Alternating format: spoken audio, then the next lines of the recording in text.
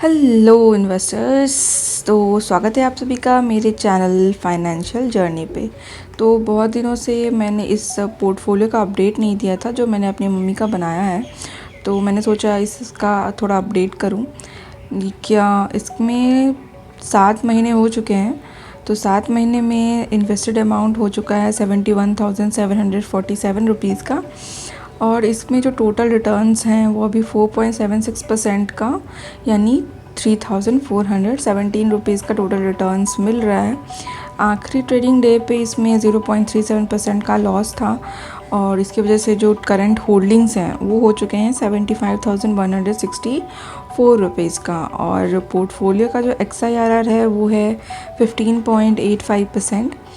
अब इसमें देख लेते हैं रिटर्न के बेसिस पे कि कौन सा फ़ंड मुझे कितना रिटर्न दे रहा है। तो टोटल 8 फंड्स में इस वाले पोर्टफोलियो में इन्वेस्ट हो रहा है। तो उसमें सबसे ज़्यादा जो रिटर्न दे रहा है as in Nippon India large cap fund जो कि 6.02% का है। उसके बाद है HDFC focused fund 5.99%, Canara Robeco large cap fund 5.11%, Parag Parikh LSS tax saver fund 4.91%, UTI Nifty next 50 index fund 4.86%, Nippon India small cap fund 4.86%, Motilal Oswal mid cap fund 4.83% और Tata small cap 2.12%।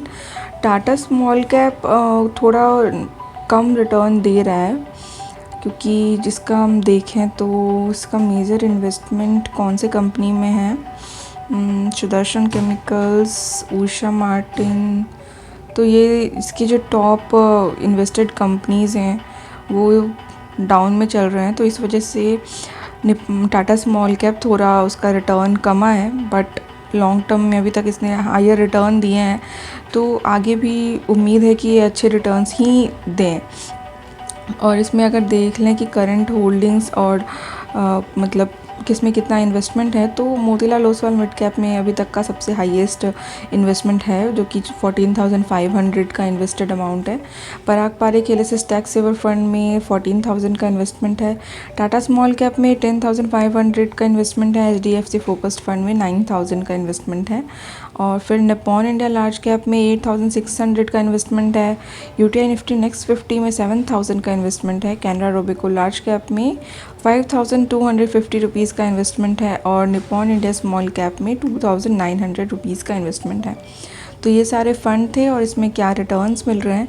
अब portfolio insights में देखें, एनालिसिस में, तो देख सकते हैं कि ये पोर्टफोलियो 17 मार्च 2025 से मैंने क्रिएट किया था, और इसमें 10,000 रुपये पर मंथ की SIP चल रही है। सो इक्विटी में ही सारे फंड्स लगे हैं, 100% इक्विटी एलोकेशन है। और सेक्टर्स की बात करें तो सेक्टर्स में फाइनेंशियल सेक्टर में 23.54% है, कंज्यूमर डिस्क्रिशनरी में 19.47% और technology 14.34%, then industrials 11.36% and materials 9.45%।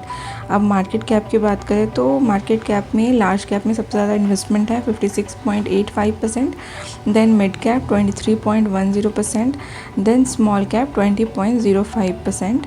और कंपनीज़ में HDFC bank, ICICI bank and Axis bank ये टॉप 3 कंपनीज़ है जिसमें इन्वेस्टेड है। उसके बाद है इटर्नल एंड उसके बाद Dixon technology India private limited. So ये थे इस पोर्टफोलियो के इनसाइट्स। अभी भी ऑर्डर्स लगे हुए हैं। SIPs देख सकते हैं आप, 10,000 रुपीज़ की पर मंथ की SIP कटती है इस पोर्टफोलियो में। सो इस वीडियो में बस इतना ही। Bye bye, happy investing, thanks for watching the video.